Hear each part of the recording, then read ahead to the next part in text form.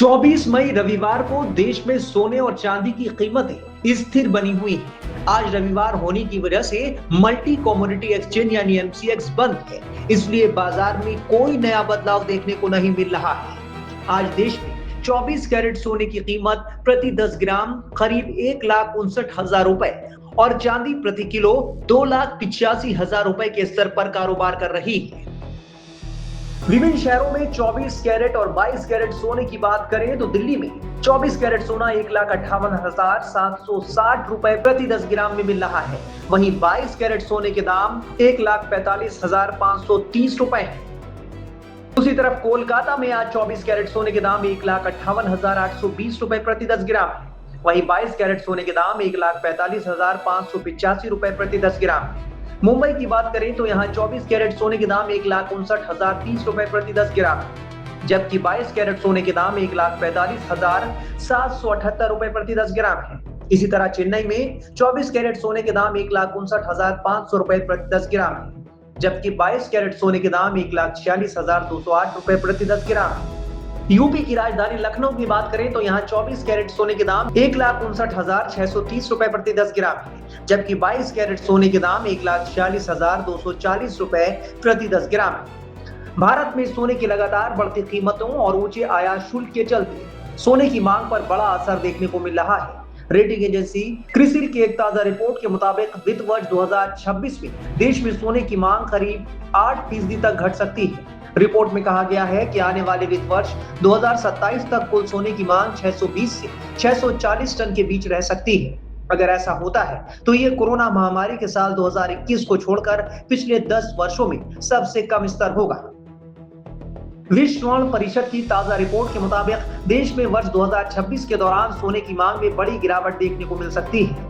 Report में कहा गया है कि इस साल आभूषण, सोने के छड़ और सिक्कों की कुल मांग करीब 50 से 60 टन तक कम हो सकती है। ये पिछले साल की तुलना में करीब 10% की गिरावट होगी।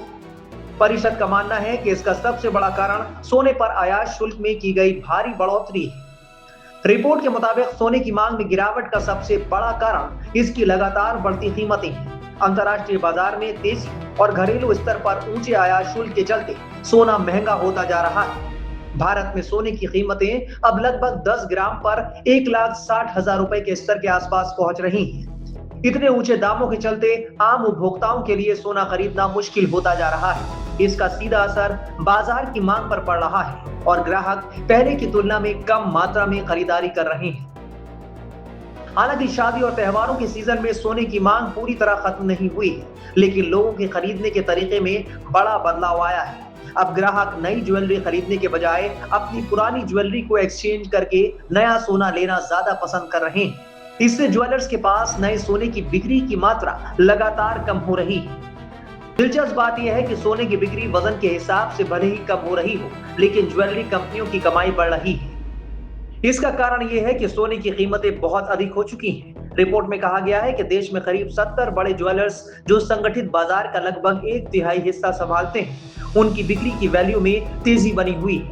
अनुमान है कि चालू वित्त वर्ष में ज्वेलरी कंपनियों की रेवेन्यू ग्रोथ 20 से 25% तक बढ़ सकती है, भले ही मात्रा के हिसाब से बिक्री घट रही हो। वहीं चांदी की बात करें तो देश में आज चांदी की कीमत 2,85,000 प्रति किलोग्राम है, यानी 285 रुपए प्रति ग्राम है। हालांकि दिल्ली, चेन्नई जैसे कुछ शहरों में कीमत 2,95,000 रुपए प्रति किलोग्राम तक पहुंच गई है।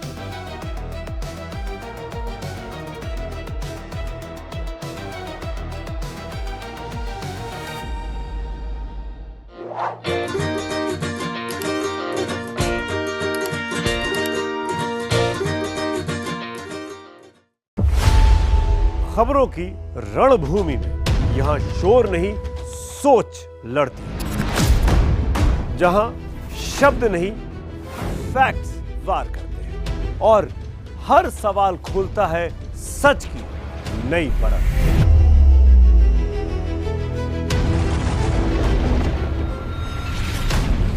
चक्रव्यूह आपके अपने सुमित अवस्थी के साथ सोमवार से शुक्रवार शाम 6:57 पर टाइम्स नाउ नव भारत पर।